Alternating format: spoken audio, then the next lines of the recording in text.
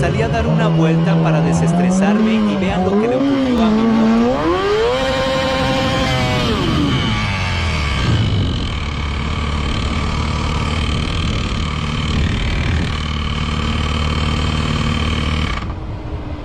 En este punto ya no sabía qué hacer, creo que esto me va a salir caro.